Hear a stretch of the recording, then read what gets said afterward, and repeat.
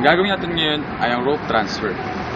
Siyempre, bago tayo mag-rope transfer, alamin muna natin yung mga gamit na dapat meron tayo bago natin gawin yung rappelling technique na yun. Una, dapat meron tayong rappelling gloves. Tapos, meron tayong system. Ang system ay A-string at yung carabiner. Tapos yung sling. Sa rope transfer, dalawang system ang ginagamit natin. Yung isa, para dun sa unang rope na ginagamit mo, at yung pangalawa, ay para dun sa lilipatan mong rope. So sa paglalagay ng system sa sling, alalahanin na dapat yung lock ay nasa taas. Ganoon din kapag ilalagay mo yung A-string dun sa system. Ay pag ilalagay mo yung A-string dun sa carabiner. Tapos, pag ilalagay mo na rin siya dun sa ilagay mo siya dun sa sling. Mahalagang i-take note na kung saan ka lilipat na rope, dapat doon oriented yung extra system mo. Kumari, sa kaso ko, dito ako magsisimula ako sa part na to at lilipat ako pa kanan. Dapat, yung system ko na extra ay nasa kanan nung system na gagamitin ko. So, ito yung gagamitin kong system, dapat nandito siya sa kanan. Yan. Para to may facilitate yung mas mabilis na paglipat. So ito yung proseso ng pag-lock at unlock nung rope sa A-string habang kayo ay nagro-rope transfer o sa iba pang rappelling techniques. So ipasok muna natin siya dyan para i-simulate yung itsura niya habang nasa gitna kayo. So ito yung itsura habang nagro-rope transfer kayo, di ba? Ang gagawin nyo pag nandun na kayo sa gitna, syempre iti-twist using your hand na nakahawak sa carabiner. In my case, yung left kasi right-handed nga ako. Iti-twist mo to pa ganyan para tumigil yung pag-slide down mo kasi pag nasa taas, pag nasa gitna ka na yan, yung nag-slide down kanyan lalo pag wala kang belayer. Tapos itong right arm, itong rope ay kontrolado ng right arm. Padaanin siya dito. Tapos press lang ng ganun. One lock yan. Para makasigurado, gawin natin doble. Ulitin lang yung ginawa kanina. Sa pag-unlock naman, ganun lang din, no? Ilagay lang to siya dyan, hilain, lagay lang dyan, hilain. Tapos, unlock na yung rope mo. So, ikakabit na natin yung A-string dun sa rope. Safety measures natin dito ay bago ka makapag-attach ng dapat 1 meter yung distance mo in the edge of the rappelling tower. So, ang technique na ibibigay ko sa inyo ay dapat ang kukunin nyo ay yung dulong part ito. Tapos, ang pagsuot ng rope sa A-string ay kung anong orientation ng kamay mo or kung saan ka nagsusulat, kaya right-handed ka or left-handed ka, doon naka-face yung malaking bilog. Sa kaso ko, ako yung right-handed, so nasa right side siya. Tapos, pasok mo yan dyan at ilalak dito banda. Tapos, ihigpitan mo. Yun. Tapos, i-attach na natin yung carabiner dun sa A-string na may rope.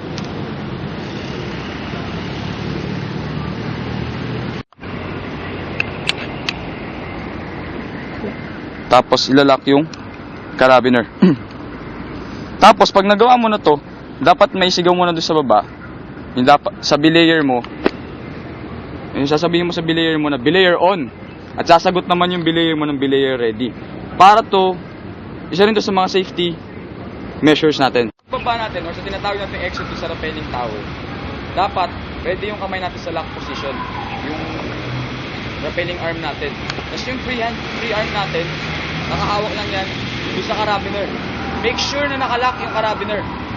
Kasi baka mataranta kayo pag sa kalagitnaan ay biglang bumukas yan. So hawak sa carabiner, upo, face down, about face, feet, para ikaw ay hanggang sa maramdaman mong nakaparallel to the ground ka na. Tapos lock. Tapos, say your rank, name, class, ready to rappel. Nasasagot yung sa baba yung belayer mo ng rappel. So, Lieutenant Second Lieutenant Azan Kaga, 3rd class, ready to rappel. Kapel! Tapos magra-rappel ka na. Feet, Tapos, lagyan natin ng context, no? Nakikita mo, kunwari, na yung rope ay mapuputol na, mapipigtas na. So, yun ang isa sa mga gamit ng rope transfer. Kapag nagma-mountain climbing kayo, tapos, hindi naman flat na katulad ng rappelling tower yung surface ng mountain, makikita mo na yung rope mo kumikiskis sa isang sharp edge ng bato, at may nararamdaman ka na mapipigtas siya. So, isipin mo, kailangan mag-rope transfer. Tapos, sabihin na natin meron nang nakaset na isa pang rope dyan, doon ka lilipat. So, ang procedure ay, ilock mo muna yung system at rope. So, ang gagawin ay twist, padaanin sa A-ring ng ganito, tapos, apply your weight as force, hilahin pababa, isang lock yun. Ulitin sa pangalawang ulit. Yan. Free ka na. Free ka na. Hindi mo na kailangan hawakan yung rope. Lilipat nga tayo.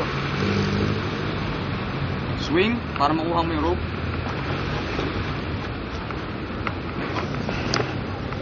Tapos, diba binanggit ko kanina na dapat kung saan ka pupuntang rope or saan ka lilipat na rope, nandun oriented yung system mo, yung extra system mo. Para yun sa mas mabilis na facilitation ng paglipat. So, andito, unlock lang natin yung carabiner.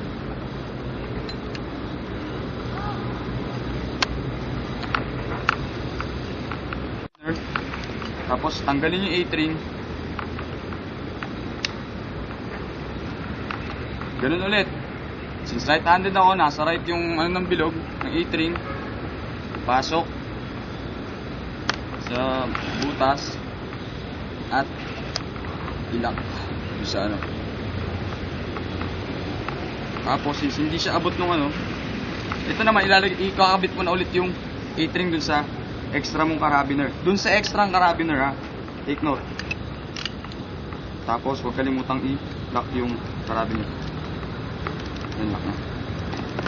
Sa pag-lock ng carabiner, para hindi na rin kayo mahirapan sa pagbaba at sa transfer, huwag nyo yung lock ng gusto. Kukunti lang, sasapat na yun. So dito, ilalock mo rin to. Tulad ng using your left hand, twist it, padaanin dito, lock. Yan yung one lock. Ulitin ng pangalawang beses para secure. 2 locks. Here comes the part na ilulusen mo na tatanggalin mo na yung kinalalagyan mong rope. Itong rope, yung kaninang pinagrarapel natin. So, i-unlock mo na siya. Sa pag-unlock, left hand, opposite lang ng pag-lock. Daanan nyo dyan, apply force. Ganun ulit, kasi dinalawang natin yung lock.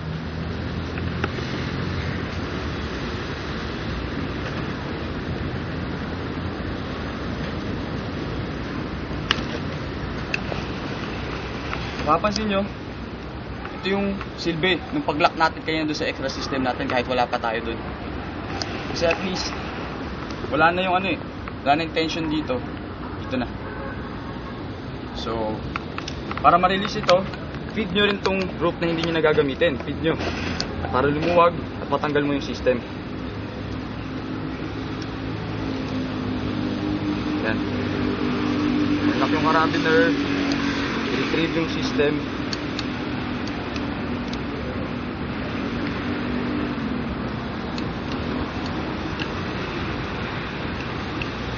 Hindi porkit lumipat ka, iiwan mo na yung A-ring dun or yung carabiner dun or yung buong system dun. Mahalaga pa rin ito.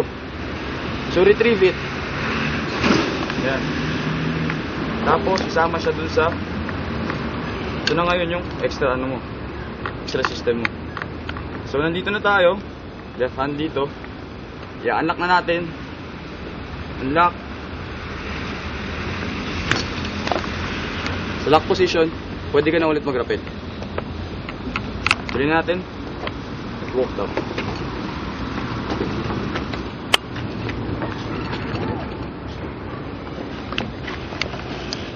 At yun, ang rope transfer sa rappelling technique.